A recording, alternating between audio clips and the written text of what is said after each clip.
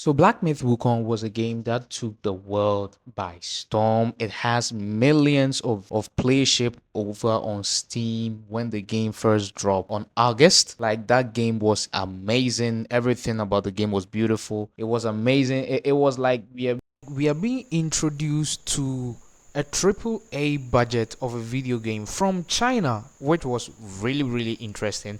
This game really blew me away. For the first time that I saw it, like in 2019, it blew me away. I was studying this game, following every article that drops on the game until it finally released on last year, August 2024. I bought the game. I bought a shared account to play the game. And this game, I tell you, was so fucking amazing. I think the later people that came to play the game had a lot of fixes, like some of the bosses were hard. So they tuned down the difficulty of some of the bosses in the game. So I don't think a lot of people got to experience what I did. And when the game first came out, there wasn't map in the game, but now I think they have maps and everything. So this is me after completing my third playthrough and having about almost 100 and something hours in the game. So this is 11 months after Black Myth Wukong launched, and how I still feel about the game after playing my fourth playthrough of the game. So I have a couple of things that I want to go over. I think mainly I would divide it into like 3 4 5 parts. We have a lot to talk about in this video. If you haven't subscribed to the channel, please kindly do so. It really helps me out. And welcome to Pops Gaming. First, I want to start with the story. Like, if I want to talk about the story, it will basically be the double the length of this video. The story itself is amazing. Every intricate of the story is amazing. It had me watching YouTube video to actually figure out how the lore and the story and every character that is shown on the screen, his backstory, everything that happened to the character actually is. So basically, I'm gonna give you what actually happened in the intro of the story.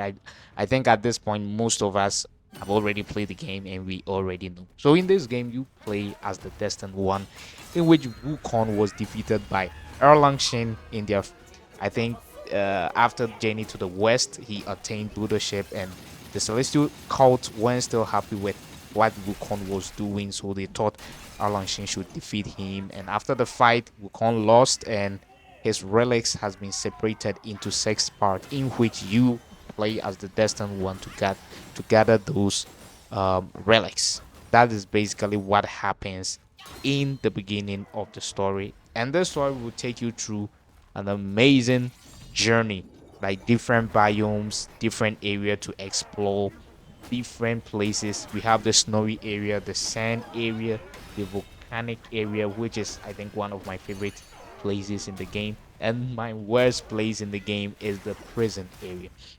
This is why, like, sometimes I think Wukong has like an amazing variety of content, but at the same time, it's sort of weird. Like, let's first start with the worst area, in my opinion, which is the prison area. This prison area is very tiresome. The design layout of the game, in which you can actually like fall off things, and that which makes it even more infuriating, and like you feel stupid for doing it, is like the invisible walls in the game. There are numerous amount of invisible walls in the game, that in which you can see a place that you actually want to go there, you want to explore there, but since there is invisible walls in the game and it's not this close to you, like personally you wouldn't be able to understand that this is an invisible wall. You will fall off. Like, sometimes you will fall off in the prison area. That is what makes this game quite annoying. I remember, like, I was walking down a pool in the prison area, and I thought maybe I wouldn't fall off, but an enemy threw an arrow at me, and I fell off the cliff, and I came back to, I think, level 1, in which there are enemies to fight. Like, that area was a blasphemy for me. I didn't actually like it. But as for the other areas in the game, I think Wukong nailed it to the teeth. So the beginning chapter, the chapter 1 area, in which I call it the marshy area, because there's a whole lot of nature in that area. I think the first area of any game should set the tone for how the level design in this game actually works. So, in the first chapters of Black Myth Wukong, everything is sort of linear. You will get maybe in some places you get about three or two bosses in a row, like it will feel like a boss rush and everything else in the game. So, I think the first area was quite linear and the path was focused. There wasn't a whole lot of branching paths leading to it until you go to the second chapter of the game, which was more open world like. I think I will actually compare it to the God of War series that is out now, with semi open areas to actually explore, and there's a whole lot of secret areas in these biomes that will actually take you to areas that are way wider than you thought it would have, and has a boss at the end of the level. And how it is so fucking obscure for you to actually find these things are actually quite insane, and it actually made me go to YouTube to watch a whole lot of video to be able to understand how to get to these secret areas.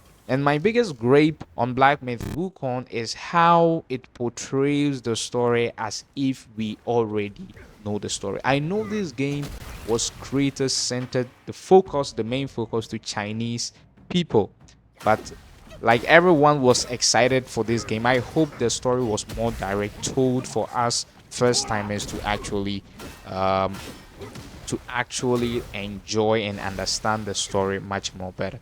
I know I watched Journey to the West when the show aired like a long time ago. Even though I was born in the 20s, I watched that movie. Like, it was so fucking funny as a childhood watching that movie, and seeing how Dragon Ball took inspiration from Black Myth Wukong was just so amazing to see. Wukong and its lore and story had me watching YouTube videos, learning about Chinese methods and the lore surrounding the world. Like, I've watched a whole lot of things concerning Wukong and like the Chinese mythology. It was actually fascinating, and everything about the game, I liked it so far. But the biggest thing that I was so impressed and mesmerized and cultivated by is how each time you defeat a main live boss for the chapter, it shows you these animations and everything. The story that they told was really, some of it was very well done. All of it, not some of it, it was all well done. It was so emotional. Like, the game really hits a toll on you. It nailed the vibes of the game. But in the first chapter, you basically meet a boss, a big brute boss, in which I call the babyface monk, who will actually teach you how this game is not for the weak. Like, I've played Sekiro, Elden Ring, and everything, so I was expecting this game to be quite hard. And this is like things that I think people still asking themselves, is Wukong a Souls-like game? And I think it's quite different, because although the game is quite hard, but the similarities that you think it will have is having bigger bosses and having like hard bosses and a bonfire for you to rest. That is the only similarities that Wukong share with Souls game. But apart from it, I would say Wukong is a heavy focus RPG action adventure, more like the God of War series right now.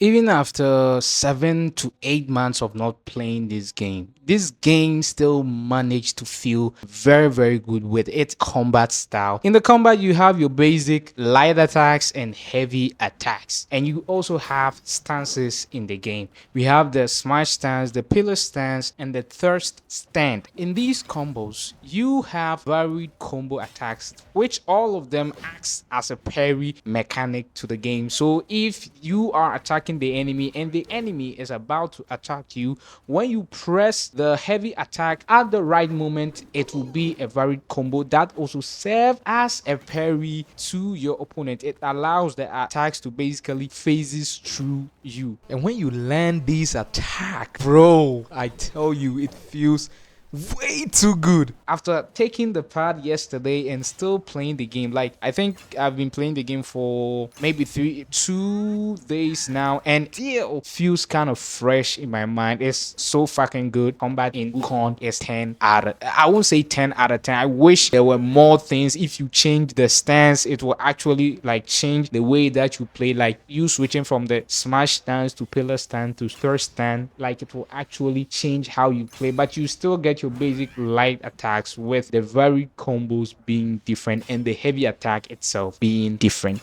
That is all that you get with this combat. But what makes the combat, so I just went back to 20, the trailer that was shown, I think 2019, the end of 2019 or 2020. Like I looked at the combat again for what they were showing. And my surprise, they actually changed the move sets. Like when you change from third stand, pillar stand, and smash stands, it actually changes the move set of Wukong. And like it bugs me, why didn't they just put this in the game? Like it looks so fucking good. Although what we got was great, but I would have loved for them to, whenever you change the moves, the stance, it actually change your move like Ghost of Tsushima. Like I don't know why they decided to remove that in the game instead of, they gave you only, if when you change your stance, it's only change the varied combo attacks and the smash attacks only. I wonder why they didn't maybe put this in the game. Maybe the budget wasn't enough for them to, put that in the game. But that's kind of it for my, past self. I hope you enjoyed this video. I'll be showing footage on it. You will see what I mean by it, so don't worry. Even more engaging and more meaningful are the skills and spirits that you get in the game. So spirits are basically the mini bosses that you beat in the game. The attacks that they are doing, you are basically be able to get it and also use it. And I think that is one of the most, even though it's simple, it sounds simple, is one of the most genius things that you could ever do. You have designed a boss.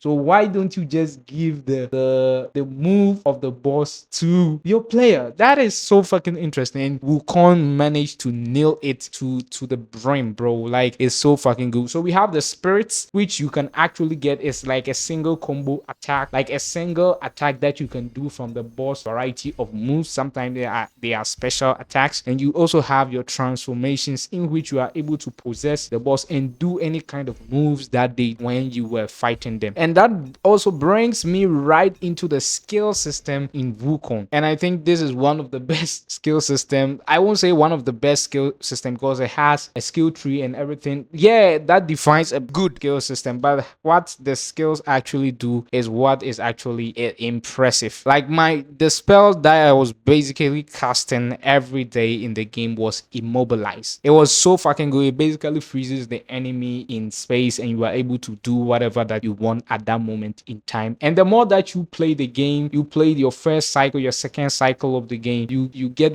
variants of it, because at first you are able to only freeze one enemy in place, and the second playthrough you'll be able to freeze about 3 or 4 of them at the same time, in which I think the replayability of this game is very, very good. It's very well done. It explores, it heavily rewards you very, very well when you actually explore the world. The skill that I didn't really use much was Ring of Fire. I thought it had no meaning. Like it will regenerate your health, in which most of the bosses are tough, so they are going to take your health away anyway, so why give me that skill? But what I found interesting was it actually, your stamina, like boosting your stamina. If you upgrade it to the maximum, it's actually incredible. I used it to beat, I think, Erlong Ching in the final secret boss fight. It was so fucking good. That skill, like I thought it wouldn't be meaningful, but it actually turned out to be very, very well done again. And the skill that actually surprised me is Spellbinder. Spellbinder is like a secret skill that you actually get. What this spell does, what this spell does, it basically exchange all your remaining mana for a boost in your attack damage, thereby blocking your access to spells itself. So basically, if you use it, you get a boost in your attacks, but you won't be able to use skills for the game until maybe you rest at a shrine or something like that. And I think it actually forces forces you to, like play the game in different ways, switch like builds and something like that. Like this game is actually amazing. The skill that I didn't really like was stone solid. I thought it was gonna be a parry. It's a parry type, but I really like parrying game, especially like Sekiro. But the stone solid, I didn't really like it that much. I didn't even use it. And the skill that blew my mind away, the pluck of many, bro. The boys. I basically called them the boys spell. I had it on my top 10, bro. It was so fucking incredible. At the end of the day, what I'm gonna say is Wukong is a very incredible game. It has about 54 spirits and 109 to 10 bosses and 6 chapters. I really wonder how they were able to kind of fit all these things into a single 6 chapters. This is what actually blew my mind when you sit down and think about all these things that these Chinese developers has actually done and I have enjoyed. I think I'll be waiting for the DLC to drop. I don't know when they will be releasing a DLC, but at least they better do, because some of the things that we saw in the trailer when the game was coming out around 2020 2019 thereabout, like there were a whole lot of things that we didn't get to experience. I guess maybe the budget wasn't enough to do all of it, but now since it has about 80 million sales, it's heavily successful. I think they should do at least a sequel or a DLC of the things that they couldn't do. Give it, please give Game Sign, give it to us. And I hated IGN for like trying to misrepresent this game for what it actually stands for. It was kind of insane, but it is what it is. Although it was my game of the year, it didn't won. I was very sad that Wukong didn't won game of the year. I thought it would have won game of the year. So if you like what you see on this video, kindly subscribe to the channel and let me know what you think about Black Myth Wukong down in the comments. Thank you and bye bye. See you on the next video. 无私幽默强求，方便法门归结仇。旁人以为稀罕我，做到旁门不入了。